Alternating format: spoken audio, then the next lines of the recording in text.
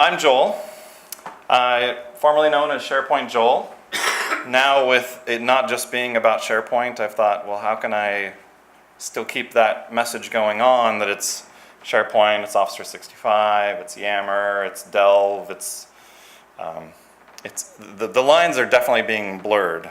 I'm glad that they still called this the SharePoint evolutions, because I think it brings in the right people, because I think that there is so much gray area, but it's really blurring. I kind of wonder, what will the next event be called, you know?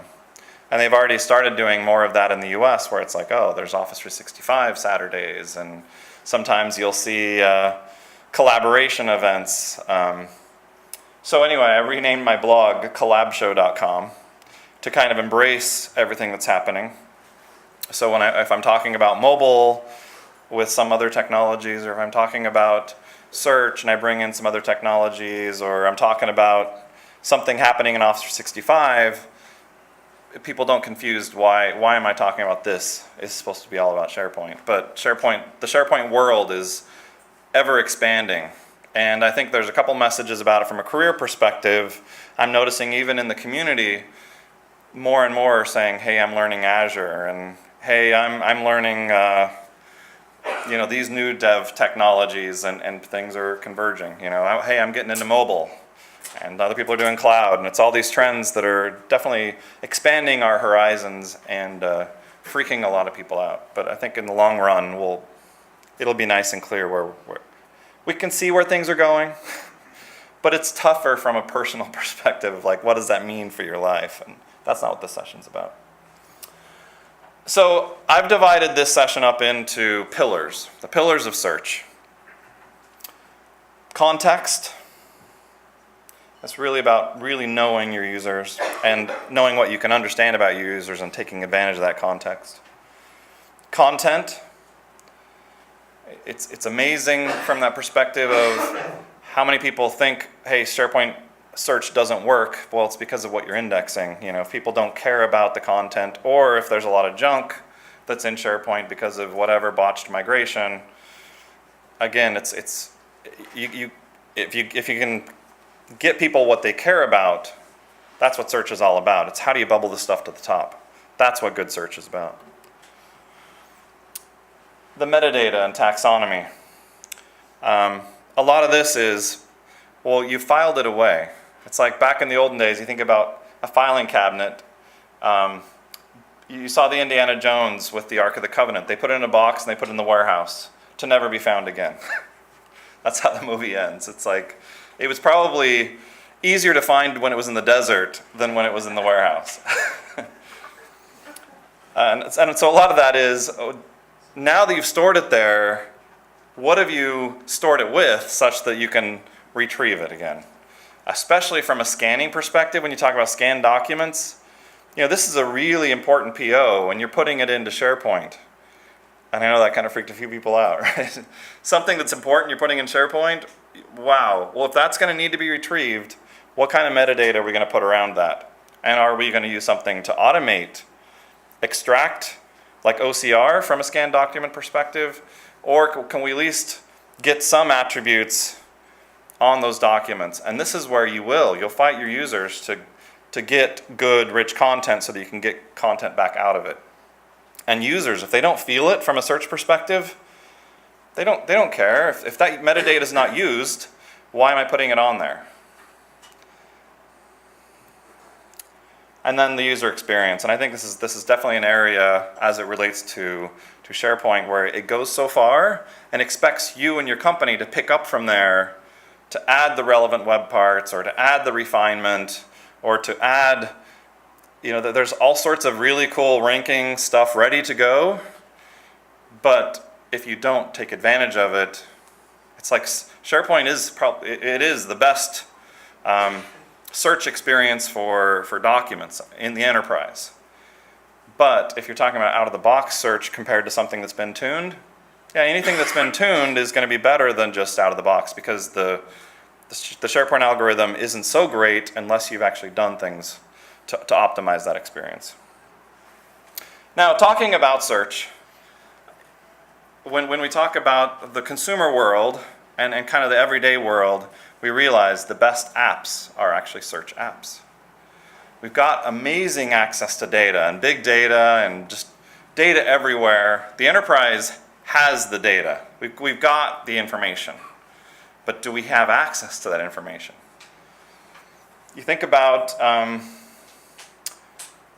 let's talk about the UK. What are some apps in the UK that are like powerful search experiences?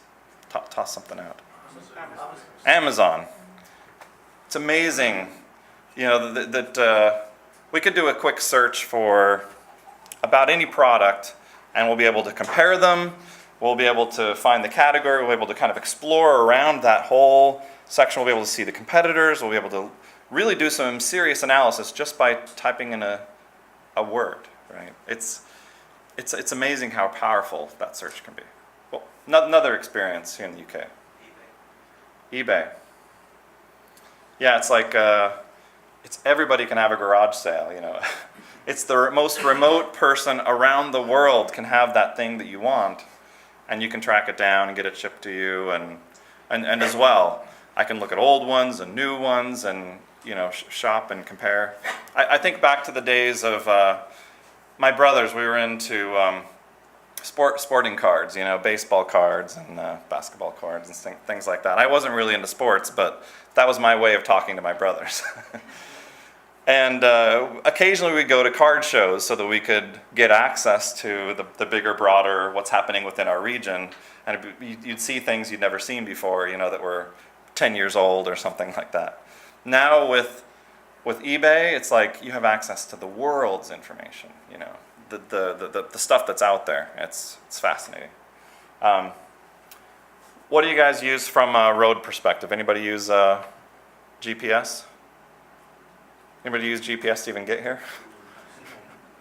When I was walking here this morning, all I did as I'm leaving the hotel, you know, directions to Queen Elizabeth II. And then it was like, oh, I don't know what Queen Elizabeth II is. I had to do a search for QE2. but you get the idea. I had then had walking directions, turn by turn, got me here. And that experience of interacting with artificial intelligence ultimately it's just doing a search against data. You know, the data is there. It's pretty powerful. And we could go on and on about that consumer experience and just how much that's changing day to day. Speaking of which, from a search perspective, what's next? What's beyond the horizon? Well, we already now have the wristbands, and I'm actually doing a social on a session on mobile on Wednesday at 2 o'clock. So those of you who are interested in talking mobile, I'm doing a mobile strategy session. But that idea of being able to talk to your wristband or to your Apple Watch or whatever, and being able to say, hey, what's my next appointment, or set a reminder, or I'm responding to a text message and I'm just responding back to it. It's, remind me to pick up milk on the way home. You know, it's really kind of cool, the idea of I'm going to take advantage of your GPS location, I'm going to take advantage of your contacts and your address book. And this isn't just consumer experiences. I think those ones start to relate to, you've got a meeting coming up, and your ability to get there across town, that's where Cortana steps in, right? I'm going to take advantage of your context and give you a really good experience. So I can say, you need to take off from the airport because traffic's starting to build up. And that takes us into the first set, is really understanding your users, understanding the context. And in the enterprise, this is probably one of the areas where we are the worst. When it comes to search, I would guess, and you tell me if I'm wrong, has anyone in here configured SharePoint to take advantage of something as simple as what department you're in? Has anybody done that? Okay, good. It's okay to, that's a good thing. So we've got, was there about 3? That was recent? Wasn't recent, but it's taking advantage of that profile data of what department they're in. Okay, well that's a demo I'm going to do in here to help you understand a little bit of context and how SharePoint 2013 provides this ability to have context. It's really important to really understand your users. You guys have Netflix? All right, Netflix. One of the things they added that was a big ask, huge ask, is I don't just want one profile for the family. I have three boys at home. There's my wife Virginia and Jared, who's 15, Scott, who's 17, and then there's Dean, who's 5. The profiles couldn't be more different. My wife actually likes British humor. So we will watch Doctor Who together, have some really good experiences with that. But whenever she flips it over to Downton Abbey, I'm sorry, that's not for me. So her profile is very much about, it's going to recommend what she wants to watch, what you want to watch based on what your watching history is. So if she's watching Downton Abbey or watching the, I don't remember what the one about the doctors is, but from the older times. A lot of kind of older British drama, BBC stuff that's interesting. And it was the Indian doctor one. Have you seen that one? Maybe not. Anyway, Scott, he's on this kick where he's like rediscovering cartoons from the 80s and 90s. He watched every Simpsons episode, and he's on this marathon of just watching. He watched all of them. He finished. Now he's rewatching Family Guy every episode from the beginning. And that's the way he watches and kills time, I guess. It's just, he knows what he wants to watch, and he just watches, them like that. Jared's a little bit different. He's really into foreign kind of the Japanese anime stuff. He likes some of those kind of cartoons, but he'll watch some Family Guy, or he'll watch some. Sometimes he'll watch some like weird sci-fi stuff, but it's like way out there. I'm more into the action and what's new and hot release, and I want to know what's brand new so that it's recommending things that are hot. Because I'll even go and watch shows in the movie theater. I like to just be up on what's happening. I'll watch documentaries and maybe some stuff the other guys would think is boring. Dean is all about these really weird cartoons that, like penguins, that they don't even say anything. You guys know Shaun the Sheep. Yep. So he'll watch Shaun the Sheep, and I think it was a spin-off, some penguin show, or Pingu, I think it is. Yep. And it's like, they're not even talking.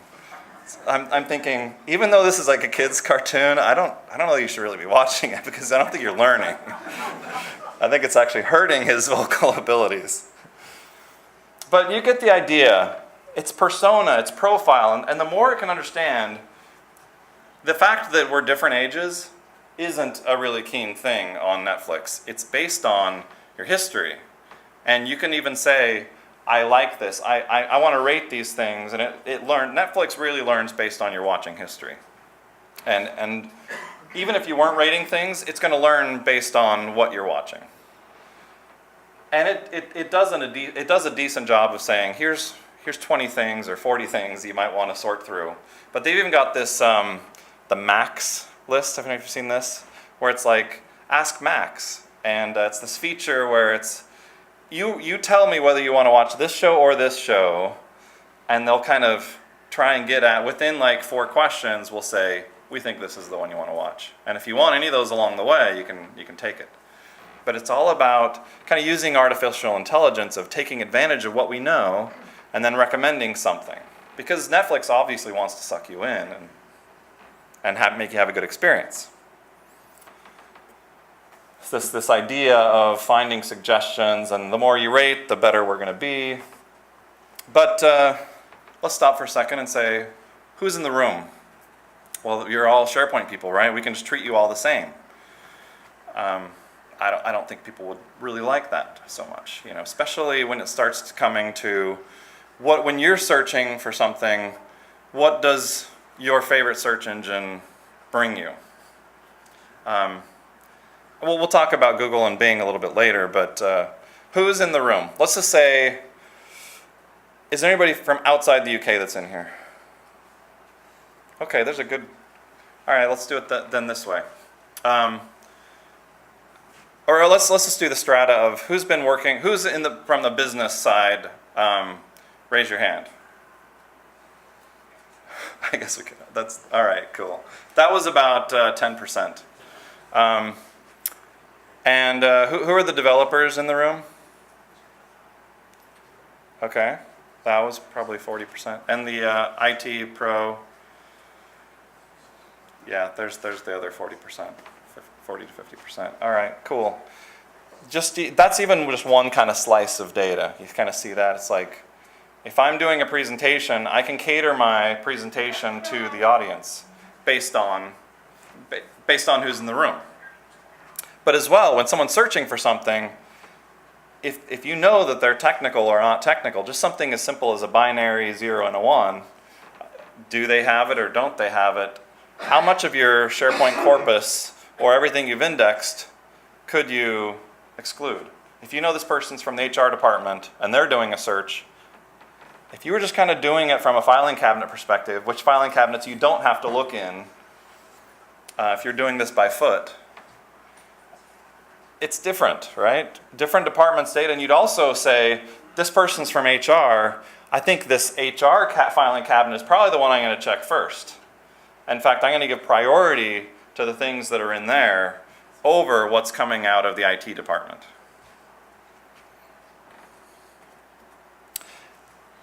And context really does matter in business. We already kind of talked about this idea that if we only knew just something as simple as what department the person's in, how would we handle things different? Or if we knew the user is searching and they're in Germany versus there's somebody who's searching from Spain or from the Midlands. You know, based on the location, we can start assuming certain things from a ranking perspective, from a content perspective. Now, I want to take a real world example. Now, this is a university in Denver that when they were designing their SharePoint environment, a public-facing site for the university, they started thinking about audiences. And it's less about how cool the site is, but more about functionality and how they can organize their information. So I want you to think for a second, we are consultants, all of us, and University of Colorado has just come to us and said, we want to build a website. And they start saying, okay, so we've got a bunch of information from our old website, but as well we've got all these departments who have information. Now one design, and I think a lot of people who fall into this, they get used to the old SharePoint design of, we're just going to make a site collection for every department.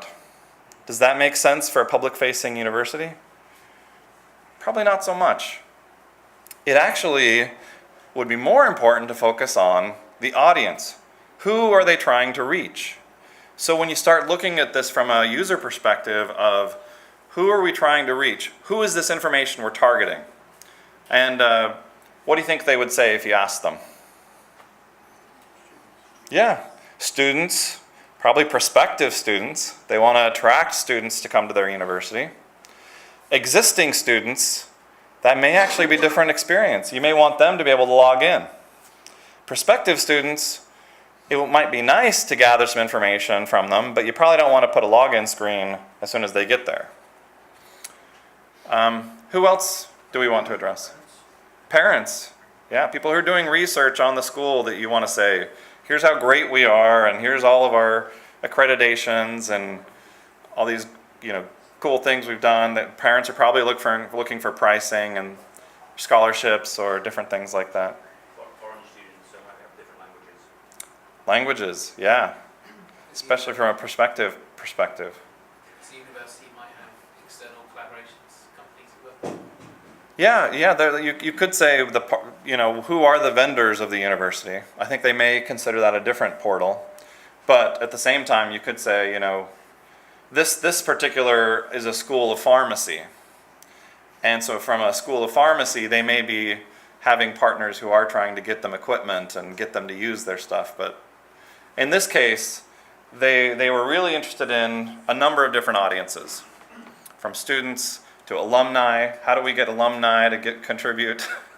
after they've gotten into their real jobs and they're thinking back, hey, that was a great school. How can we get a little bit of information or a little bit of recognition from previous students? But as well, you can kind of see just from this interface, they're trying to do things from a mission perspective and academic. But one thing they focused on is this idea that you can say, who are you? If I am a prospective student, the interface itself will actually change and focus on the idea that, hey, you're somebody we want, this is the kind of information we have for you. And we can actually trim everything else out. The rest is noise. What's happening in class today, from an assignment perspective, all the chatty yammer stuff, probably not something they care so much about unless they're really getting started. But faculty, they want to get to their pensions and things like that. It's a different audience. And while we could have this portal do different things, we really want to focus on, where's the ROI? When we're communicating to the rest of the world, who is it and what is that message? And what's interesting is one of the features in SharePoint 2013 is this idea that content can be driven by search. And I want you to kind of think about that from a perspective of how do we lay out the portal and how do we lay out our information has a lot to do with how well we can actually tag our content so that it can be retrieved. But even in our ability to display a portal and navigate based on an audience, we can actually tag things to say this is prospective student content and this content is for existing students or this is faculty. And we can actually tag things multiple ways so that we can be then retrieved as this is tagged as news or this is tagged as current classes and courseware and things like that. Now, there is a feature in SharePoint 2013, and I don't want to geek out too much because this is in the business track, but I want to kind of just show you this how search itself has changed a little bit in SharePoint. And this is a site I provisioned today, so this is not something I've been working on for a long time that's been baking. This is a brand new site. I added a few documents out here.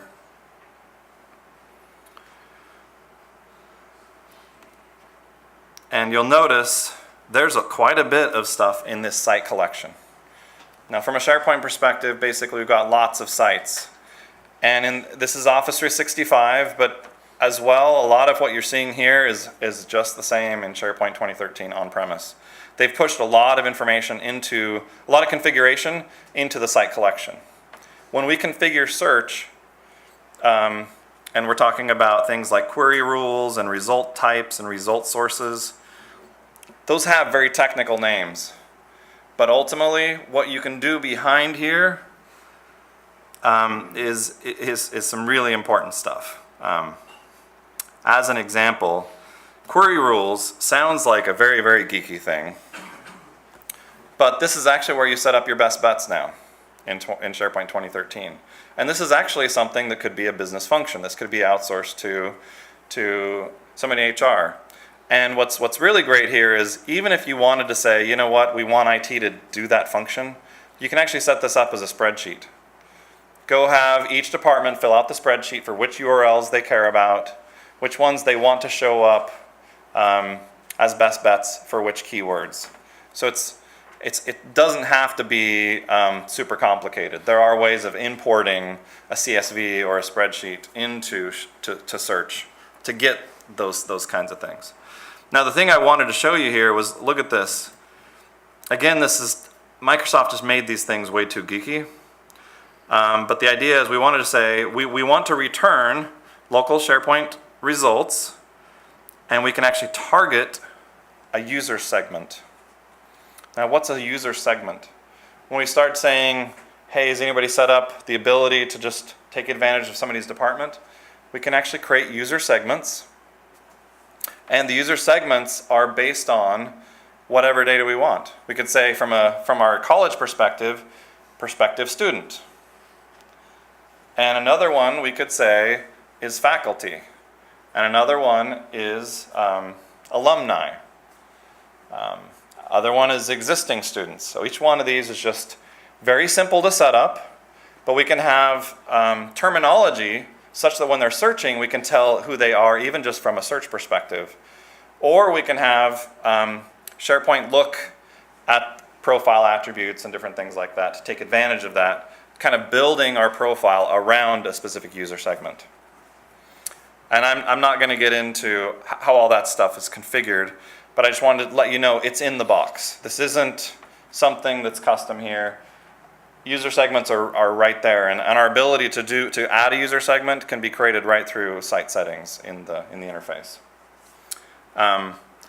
And what's keen here, what's kind of interesting, is this idea that we have these rules now where we can say, and these ones are right out of the box, because we can actually create a new rule.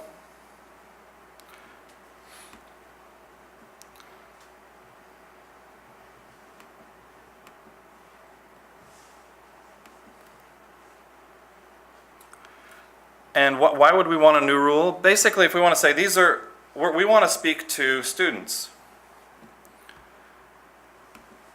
All segments, all topic categories.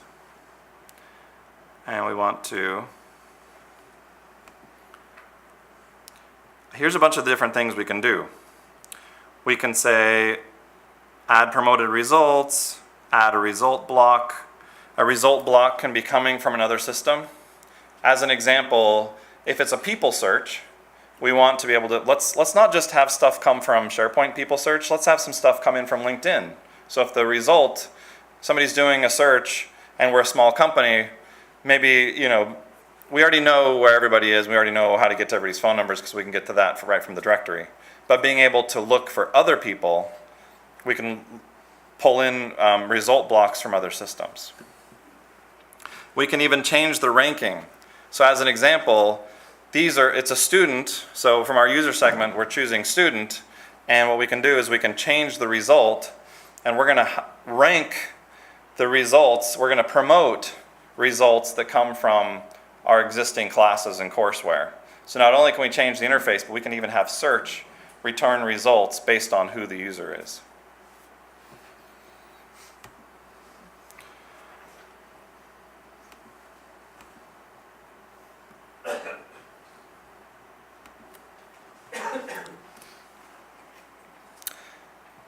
Now, the next pillar is authoritative content. And I think this is something, again, a lot of people who just install SharePoint and configure it out of the box.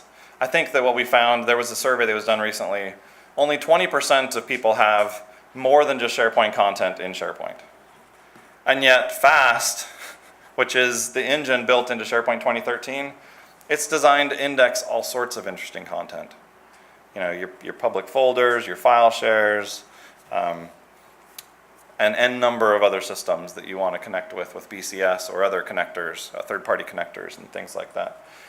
But where is the most important information in the company? What is the authoritative content? What's interesting is I've been in companies where you search for, and one of the most common things I find cross-company, people are looking for vacation time. They're looking for that holiday calendar. And so when they do a search for vacation or holiday, they're finding the old calendar, if they find that, or they're finding somebody else's holiday experience that they blogged, or that somebody's time off calendar or something like that. Totally irrelevant, and it may be 2, 3, 4 pages in. But like I said, it's one of the most commonly searched for things inside the business. So how do we make sure that we actually create that good experience for the user? Well, we got to figure out where is the authoritative content, and we'll kind of dig into that. This is a kind of a pop quiz question for you. How much of the internet does Google or Bing or Yahoo really index? And you can see there, actually, the numbers are there. But there's over 1 trillion pages now that are created and generated from various systems that are accessible to the web. Google's only indexing around 5.6%. A lot of people think of Google as being, it's indexing everything, or it's half of everything. No. It's actually a very small percentage of, and what is it? It's because they're actually now having the world crowdsource and curate content for them. You've got to add keywords in, you've got to send us your map, and you've got to add metadata and description and title, and you've got to optimize for SEO. And as they change their algorithm, it pushes more of the junk down, and then everybody else has got to do what they can to kind of scramble up. But it's this game of we're going to crowdsource and make everybody else do all the hard lifting, heavy lifting. And it's amazing. That same thing rarely happens in the enterprise where it's like, hey, guess what? We've got the keys to enterprise search. Come to us and we'll tell you how to get your stuff to float to the top. In some corporations that happens, but in most, they have no idea that there is a way to promote the new official policy. It comes out in email, then they'll just keep sending it out until everybody knows it. But the new employee, forget about them. Those newsletters that go out, it's like they're going to end up in the bottom of the pile somewhere. Bing is even a less percentage, and same with Yahoo. Just it's how do you focus on the cream of the crop of what's important. Now, even over time, search has changed. It's fascinating to look at Bing and Google today versus 10 years ago. And while the interface really hasn't changed that much, still being just a little search box, what you get back is very, very different. And it's quite amazing. And I want to kind of jump out of this for a second.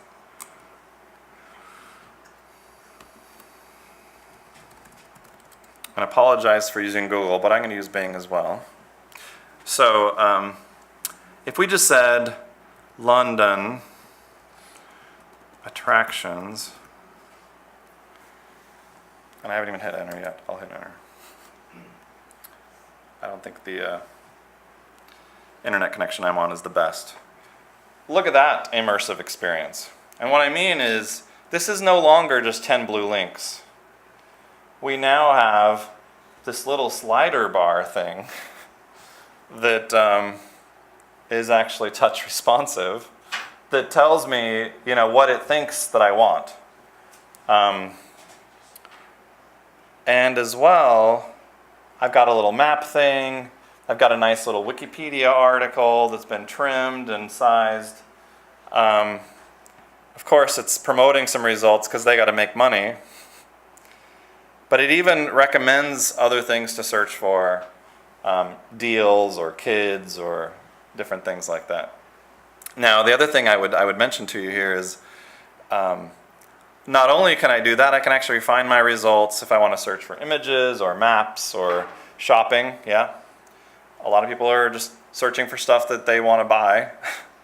But videos from YouTube and things like that. And then they've got all their other systems, even flights. Go track down flights, which I do a lot. Now, if we do the same, kind of a similar thing on Bing,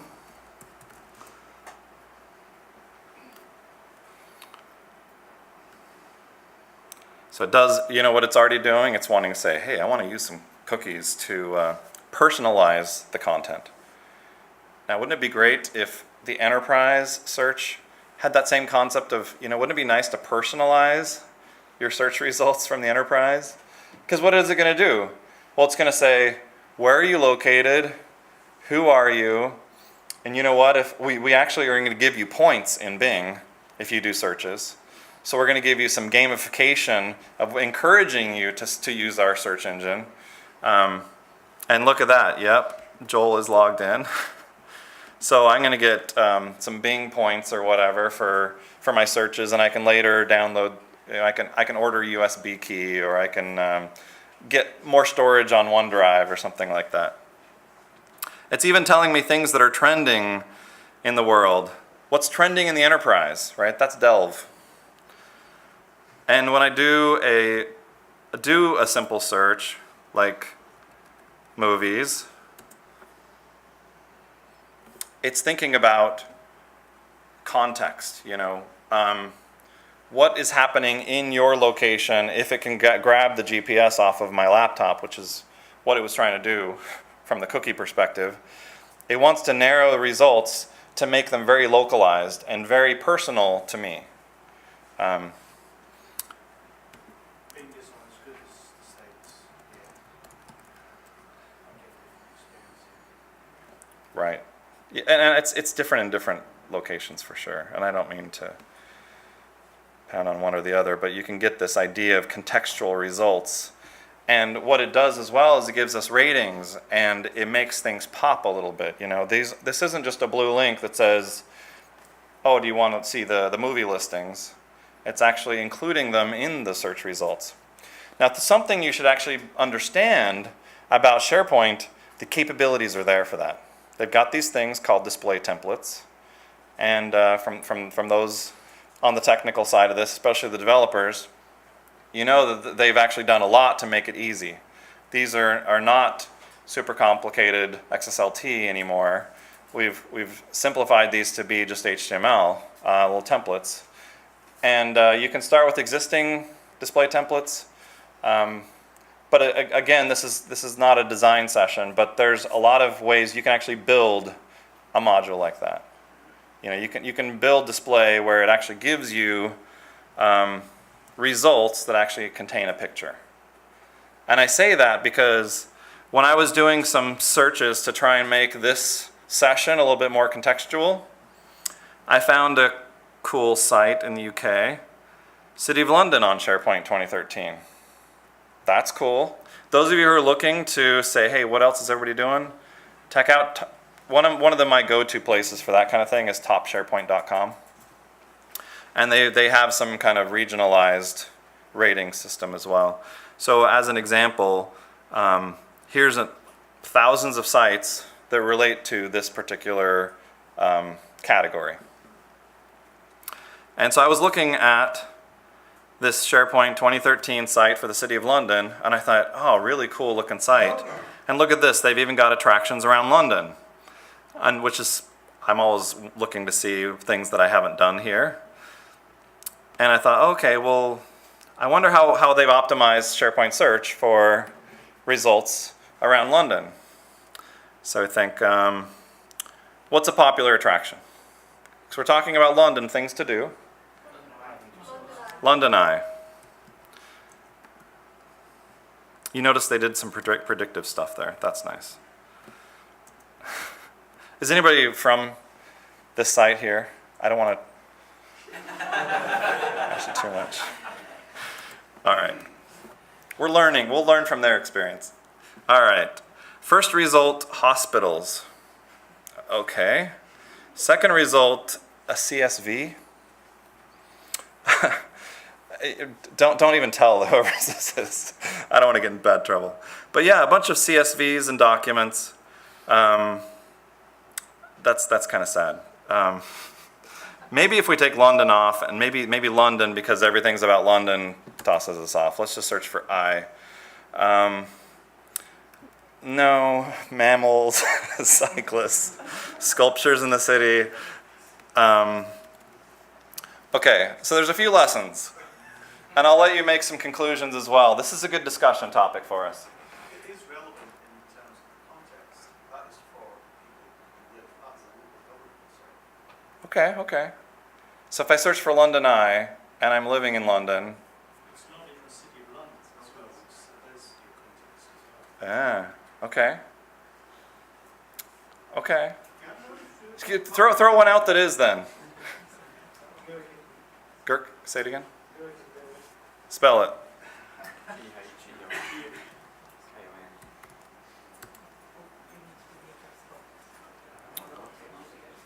Okay. So an article on modern architecture, which may be, that is in that page, right? Gherkin is probably on that walking tour, modern architecture, because I think I know what you're talking about. And I'm not trying to trash their site. That's not my design here. What I'm trying to say is the out-of-the-box SharePoint search algorithm will give you a bunch of black links that you can make them blue fairly easily. But what they've done here, what's really interesting is rather than investing in search, and as a thing that people are probably going to do when they come to your website, they've put all their investment into their top-level navigation. And I mean, look at this. They've got the things to do, which is Very likely a SharePoint list. In fact, I think it's a pages library right now rather than being a list that has a bunch of metadata. So essentially from a search perspective, you could have done the same thing. There's actually this thing called search-based navigation, where you can actually build the page dynamically based on the content. And that's not, this isn't a technical session to show you how to do that, but I want you to be aware that you can actually do that. And the search results that we were seeing in attractions, wouldn't have that been a nice refiner to be able to say, here's your set of documents. It's like, oh, okay, I don't want those documents. I want to see the attractions. And attractions, from a metadata perspective, have an image. And they have a map attached to it, or a link to a map. Because those are things that might be contextual from a perspective of things to do. And by the way, this was the #1 best design, so I'm not meaning to demean the work they've done here. They've done some awesome stuff. And just to share the wealth, here's a very beautiful site, jersey.com. And look at all these really cool things. We've got sightseeing and maps and beaches and news and articles. When I look at these things, this is your top-level navigation, right? This is those top-level categories. Beaches, news, the about section, some sightseeing things for people who don't live there. Obviously, there's a lot of history buffs who are probably thinking about Jersey. So what is the typical Jersey guy or person who's gonna search for? What are they searching for when they're thinking about going to Jersey? Accommodation. Which is on their top level navigation, which they probably hope that you use.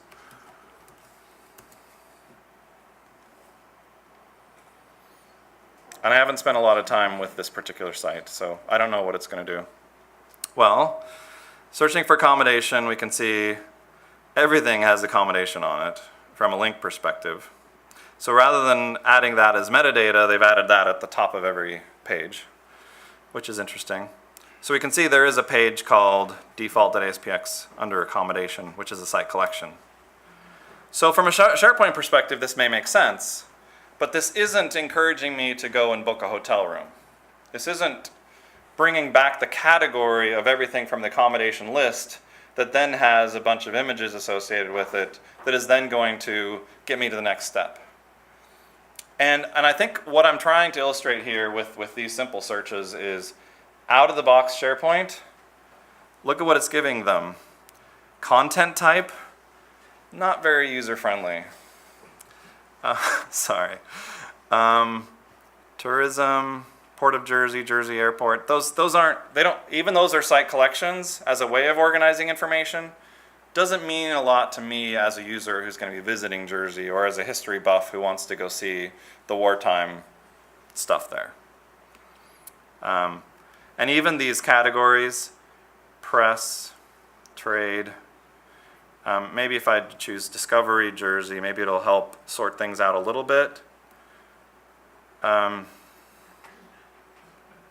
campsites, I don't know. I don't think that's exactly what we're looking for. Camping licenses, maybe. Entertainment, yeah, probably not. So, out-of-the-box search, Microsoft, when they designed the search algorithm, they don't know the experience you're trying to build. So the real lesson learned, the takeaway is understand your user, that context. Understand the key content. We've got some awesome content on this site. We just don't know how to display it up to the user, right?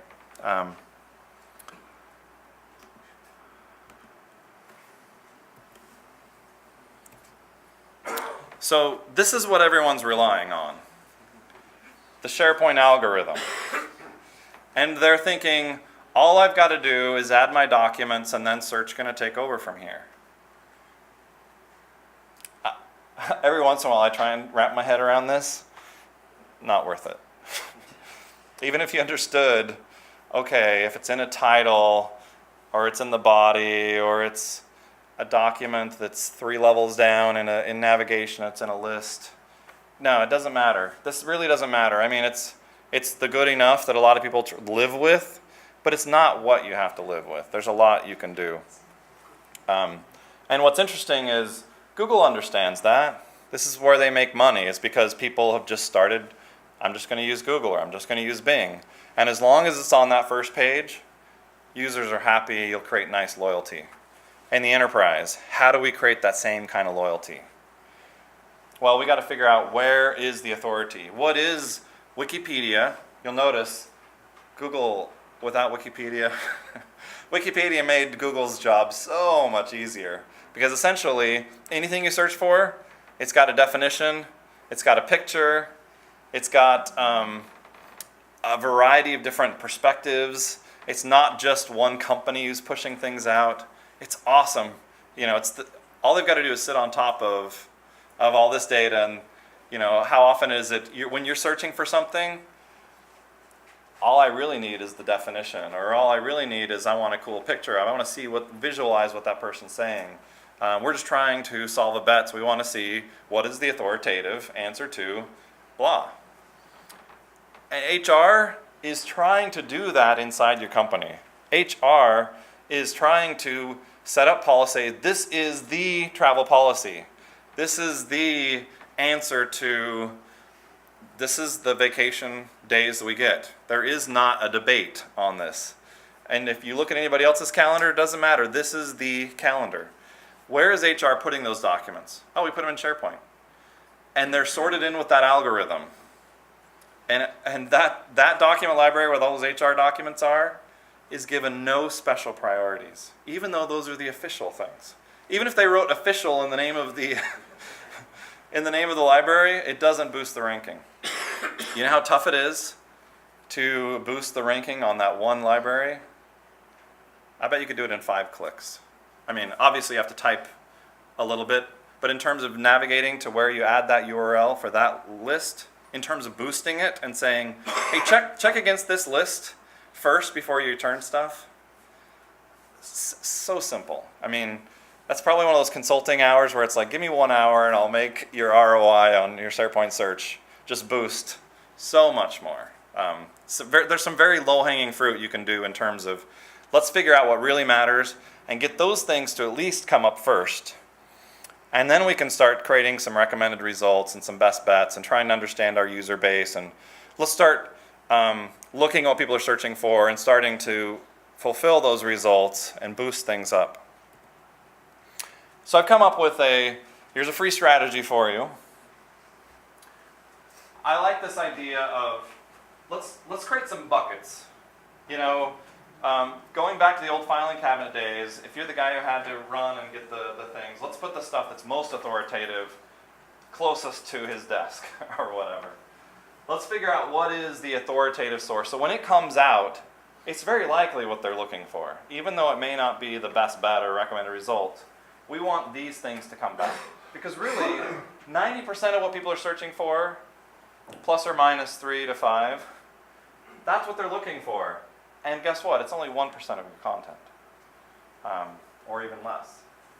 Then there is those sites that have really been polished. The ones that really are your content managed sites, the ones where people have done work to make it look good, and when you navigate there, it's very easy to navigate and easy to find. So let's call that level 2 content. It's our level 2 bucket. So things need to flow through the first bucket, then the second bucket from searching through our results. If there are no 1, the 2s come up. Level 3. You know, it's funny how often a conversation or somebody's team site that's really a work in progress, it's something from 5 years ago or 10 years ago, there's a lot of junk out there. There's a lot of work in progress that it's never the first thing we should be looking at. We should be looking at the published stuff first, then looking at, okay, is there some work in progress stuff? And ultimately, I've been in some companies where it's like, you know what? The stuff that's really in all those team sites, which has been the wild, wild west, we've actually come up with a strategy for saying, these are the sites we really care about. So let's have search return those things. And in kind of a consult with those people, we said, let's actually have those other results be under more. So basically, you're getting the curated results, and if you want to see more, then you can click more. You know, now go check all the team sites and the file shares. You know, And often there's companies who say, you know what, if there's no way of actually cutting out content, search is going to fail because we don't trust it. So both security team and the executives, certain phone numbers or certain classified documents that should just never come up. How do we come up with a policy for how we actually have content that shouldn't show up in enterprise results, but within those site collections we can still get search? Have you done any work on, say, level 3? It's kind of it's the stuff that people just do and they store on their computer or whatever in our organisation, but they don't really do any work to prepare their documents. So if they spent the time looking at document information panels or document properties on Office, it would enrich that content even more so. Then you would be able to do much more with it, because that's what we're finding right now. We need to educate users to create it properly. Have you done any work on that kind of thing? I have, and actually the whole next section of this presentation is about metadata. So if I don't answer your question, make sure you bring it up, because I think that how do we get the good stuff out of this? This is all the team sites. This is the bulk of information in the SharePoint world. How do we actually start to push down the junk and push up the good stuff? How do we promote the good stuff out of these team sites? And rather than having everything 1 through 4 all be one bucket, and I think that's what most companies are doing. I don't know if it's 80%, but it's a very high percentage of companies that it's like, it gets thrown into SharePoint, and that SharePoint out-of-the-box algorithm is going to do its work. So is it in the title? Guess what? Like you said, users aren't filling out the title, so that just destroyed the first ranking, and that's the most important thing in SharePoint is title. Hardly anybody's filling it out, so when someone does, or if they do on accident, all of a sudden that's just been boosted in a huge way. And even educating users on, hey, fill out the title, they don't know what you're talking about. How do I add a title to a Word document? You actually do that in Word? Really? Oh, I can add author right in Word? How do I do that? It's really silly when you see the author of your PowerPoint at a session like this, and it's the wrong person. It's kind of embarrassing. It's the guy you borrowed the slides off of last time. Yes. You know what's funny, at TechEd, it's Silver Fox, they make the template, and 40% of all slides, maybe more, are authored by Silver Fox, this third-party design firm. All right, so let's dig in on metadata. First thing to kind of learn here, and I'm going to go kind of quick over this. The majority of users in a new company are not technical. They don't know how to put in the Boolean searches and optimize and do the ands and the ors and take advantage of the new KQL that's in SharePoint. And guess what? That's often why search in the enterprise fails, is because somebody searches for sales forecast and they're getting a bunch of PowerPoints back that are from 2012. What? I'm looking for the sales forecast. Search is broken. I'm never going to come back to it ever again. You better build up my trust, because when I search for the sales forecast, and that's the sales forecast with a capital T, it's over. We could go create a best bet for sales forecast, and then someone's going to go search for the sales forecast, or they're going to search for sales numbers or sales report, or everybody's going to have 100 different names for it. So if you chase after best bets and expect that to do everything for you, and I've seen companies do that. Oh, we've got 2,000 best bets. Well, the users have had to learn what those names are and kind of reverse engineer, and I'm using too many words because I'm not saying exactly what the best bet was. Oh, well, you need to search for this word. Oh, well, I was searching for this one that is actually what we call that document. Well, no. So the problem is research says you actually need a minimum of 27 characters for enterprise search to do its job, to get relevancy. Users don't do that. So how do you make up the difference? The average search is only 1.2 words. So users are finding that SharePoint search, all enterprise search really, doesn't do the job out of the box for sure. So I have put together I've put together a little infographic. If hopefully some of you guys have seen this. If you go to Collab Show which is my blog, collabshow.com. You click infographics. So I'm going to make this nice and easy for you. I've got a few different kind of search ones in here. And it's this one right here. Search tips and tricks infographic for power users.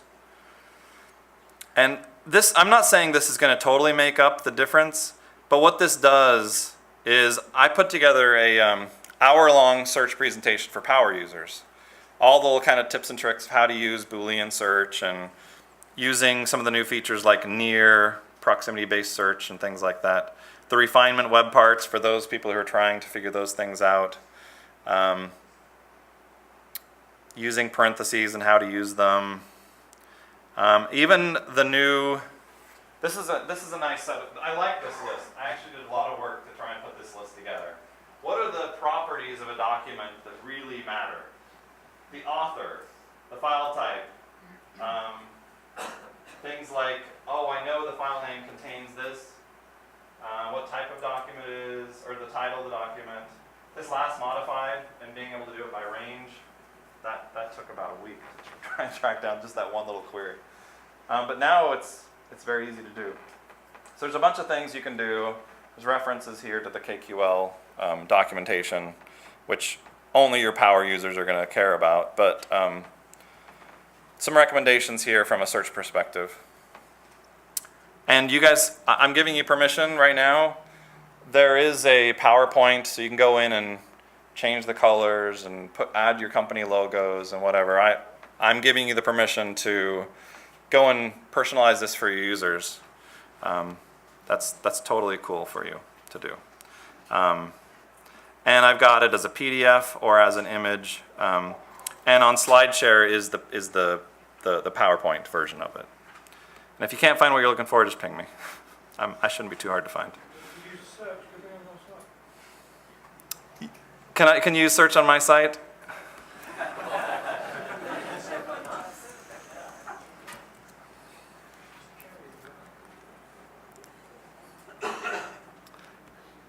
Not bad, huh? I haven't done a lot to optimize it, but WordPress search works pretty well. I'll be honest with you guys. All right.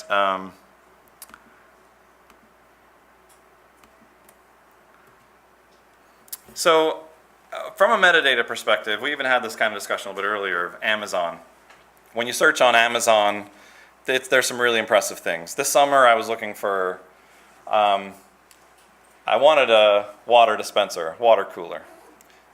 Nice fresh water, wanted to stay cold, but at any time, I just moved to California, so I wasn't sure how much I was going to trust the water, especially being in a drought situation.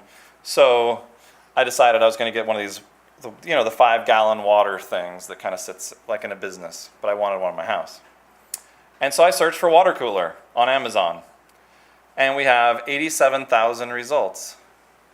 But amongst those 87,000 results, here's the top results for water cooler with nice visuals. The water coolers and filters, the small appliance department, the dispensers, cooling systems, and here's even, you can tell that I've been doing some searches because you can see my viewing history at the bottom. But as well, right on the left-hand panel, I can then do refinement. I can go into those categories of home improvement or kitchen or computer or sports and really refine my results. Or likely what I'm going to do is, because I'm a visual person, I'm going to click on one of these ones that looks most like what I'm looking for, and then I'm going to search around that. And I think that's often what you'll find what people will do. I'm going to do a search, then I'm going to find the category, and then I'm going to try and search around it. And that's really what's beneficial here is, from a refinement perspective, and if you use that infographic, kind of, I'm going to use some pluses and minuses, and I'm going to do some ands and ors and nots, and I'm going to put things in quotes and parentheses. I'm going to do this amazing query to be able to refine based on the file type and the file name and the file title and all these things. I can really do some amazing, powerful property searches, or I can do a search, and because of the metadata I put on that document, I can then refine based on, is it in the HR department set of documents? Is it old? Is it new? Is it relating to a certain well, or is it relating to hospitality? Or when it starts getting to the business, that's where Microsoft does not know your business. So you need to do those things to add the metadata. And ultimately what I'm saying is our ability to eliminate noise, because we can say, oh, it is relating to this type of thing, this category of content. What we're doing is we're eliminating the noise and narrowing things down. And as an example, this comes from BA Insight, who is a company I've been doing a lot of optimization from a search perspective and kind of search expertise. This is using one of their products. We've got the refinement panels over on the left, and we've got people results over on the right, and we've got documents, but we can sort them by relevance and so on. We can narrow them down based on their location, their jurisdiction. What practice area is it? So you can see those are very business-focused sets of categories, and what that requires is those documents be tagged, or we add some context. If you just use what Microsoft knows about your documents, it only goes so far, and we can already, it's not just about it's a PowerPoint or it's Excel. It's more about what is that document about. So, user experience, and I know that we kind of already looked at the City of London one, but I love the UX. Obviously, these guys won from a display perspective. It looks beautiful, but how come when I search for attractions around London, I don't get that same list? This list is the list of attractions. So when I search for any one of these things, or I search for attractions is the metadata, and it ought to return those nice results with the images even, so I can then look at those results. And the more it knows about me, the better it's going to do. Another demo that I could show you, this is another kind of interesting one. This is one where it's a good example. If you go to usa.denon.com, and from a timing perspective, I don't want to hold you guys too long. We'll see if we have time. But this one actually gives you visuals in the results. So you can actually see the earphone you're going to be buying. Imagine shopping for audio equipment and not being able to see it. Or being 3 or 4 layers down, then clicking a download to see the picture of it. That's a no-starter. People are visual. They want to be able to see it. And that's not different in the enterprise. They need visuals. This is another good example, and you guys can have this deck. So, Milliken carpet. This is one where it's like, oh, I'm going to be looking at carpet. Well, I want to be able to compare. So, built into search, they've added compare. What I love about this one too, we talked about the different buckets of categories of content. Imagine a tab that says the official sources, or something like that, the authoritative sources, or enterprise content, or intranet content. Stuff that's on the intranet is on the first tab. Collaboration is another tab. Conversation is another tab. Something like that, where we're going to give you nice visuals on that authoritative, curated content. And when you go into the ad hoc documents on various team sites, we're going to do what we can for you, but for the most part, we're not going to enforce metadata across everything, but we are across our document repositories. We are going to work on things to optimize, but there's a certain part in the content tree or in that pyramid, the stuff that's at the very, very top, we're going to do the most for it. We're going to make sure it's got good metadata. We're going to make sure that authoritative content is ranked in search. And the best bets, most of them are coming out of that top of the pyramid. Further we get down, we care less about the metadata because we actually want to push it down in search. So what we need to do is understand, what do we care about? Let's have those conversations. Maybe that content's actually in Documentum. Maybe that content's actually in some other ECM repository. How do we get that into the pyramid of search? So we're getting those results returned. Another good example is Marshfield Clinic. And this one is actually responsive, which I'm going to show more in the demos tomorrow. I'll actually pull up this site. Search for doctors. And then you can narrow them down based on location or based on specialty. Really good business example of, hey, let's focus on search for what it was designed for and what people expect. Let's not just let SharePoint do its SharePoint thing. We're actually going to use the product the way it was designed, but also take it that next mile that is the most important mile to say, no, we're searching for doctors, you know. And you can add whatever you want in there, and we're going to look in that doctor's profile and everything we know about that doctor.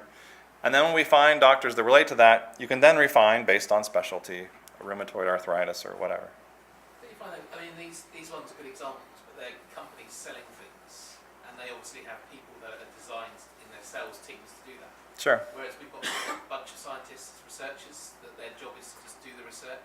Yep. It's not to put their content on. So do you advise in your work if you have teams of people that are responsible for just helping them get the thing on?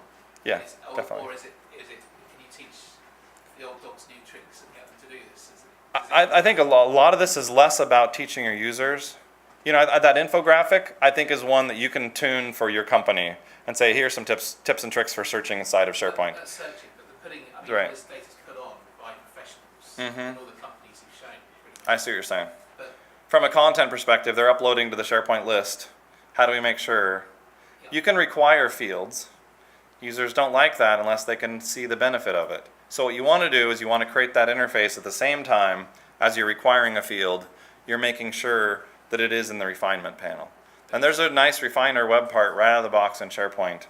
But you've got to understand, I need to mark that property in my list as refinable and as a managed property. So there are certain steps you got to jump through to make sure that it can then be refined based on that metadata. is there any kind of social aspects? Is it worth saying manage or push down, or part of your objectives, or is it proving value, or I mean, because there's that whole social side of getting people to do it, and when they can see the value, it's easy. Yes. Have you done any work in that? Yes, I have. In fact, I built some communities around SharePoint. So you need a feedback loop. As an example, in search, we added this feature that you could do reverse lookups, or you could do lookups. You could find the person based on their phone number. SharePoint out of the box isn't searching phone numbers. So we added this ability to do kind of type ahead with names and parts of names and things like that.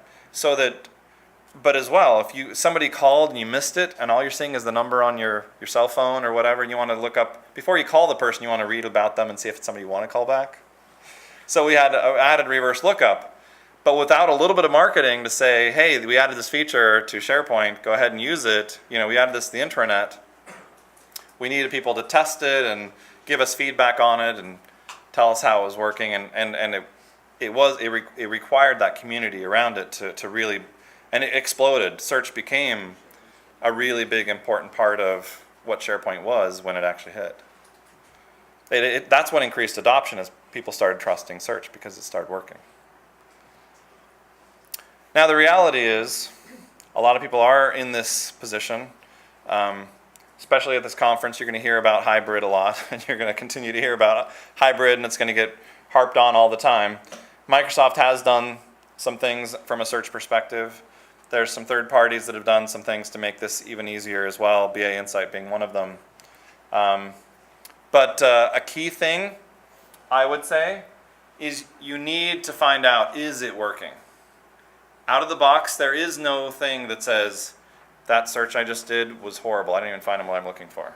Now, there are some out-of-the-box reports where you can say, did they click on anything? You know, here's results that they didn't find their result. You know, it was abandoned search. Well, you can only go through those for so long before you start getting exhausted. But if you can find people who say, I was looking for this, and I found it here, or this is the area, this is the type of content I was looking for. The more of those kinds of experiences you can capture, this is snapshot right off of Amazon. If you scroll to the bottom of Amazon, the last thing you get is, hey, did you find what you're looking for? Imagine on your SharePoint search, a little web part, very, very bottom of the page when they're scrolling, hey, did you find what you're looking for? And that ability to say, yeah, I'm finding it or whatever, I'm doing okay.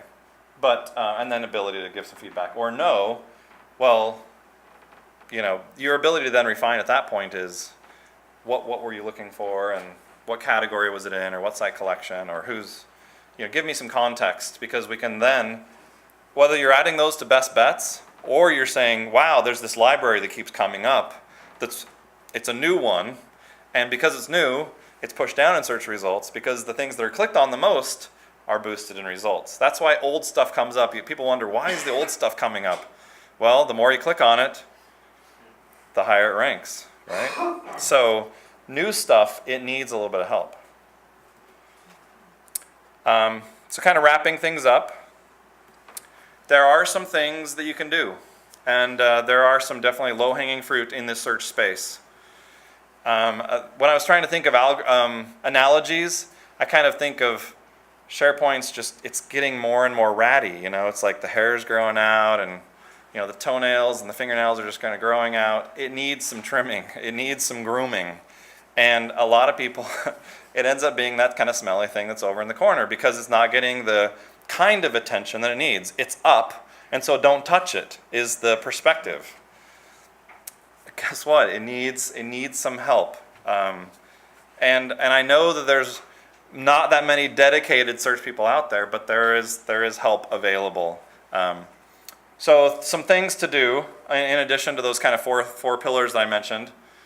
Index, enrich the right content, build trust by managing those top authoritative search results, and definitely consider those visuals with the display templates. How can we add nice visuals around the lists we really care about? Authority, create and manage a visual catalog of your most important items. Manage your term store, manage metadata for refinement. There's all sorts of things you can do around content types and content type hub and the manage metadata. Those are much more technical sessions for refinement to dig into. There's even products, there's multiple products now that give you that ability to auto-categorize. So users don't necessarily have to worry about what are cities, you know, or there's somebody mentioned a department in this document. Bam, let's extract that content out of there. There's an extraction API built into SharePoint 2013 that makes it very easy to pull things out and to expose that in additional metadata. BA Insight offers a product like that. You review your search reports. I talked about that abandoned searches, people aren't finding, but as well, people who are having to go to 2 and 3 pages before they find their results, you can get that kind of stuff out of the search reports. Eliminate junk from the default search. That's definitely a big win, is find out what is the stuff that's clogging up your search experience. But that's it. Thanks everybody for coming. Anybody who wants to chat or follow up, I'm Joel Oleson on Twitter. Collabshow.com is another easy way to find me. But thanks a lot for coming. Appreciate it. Have a good night.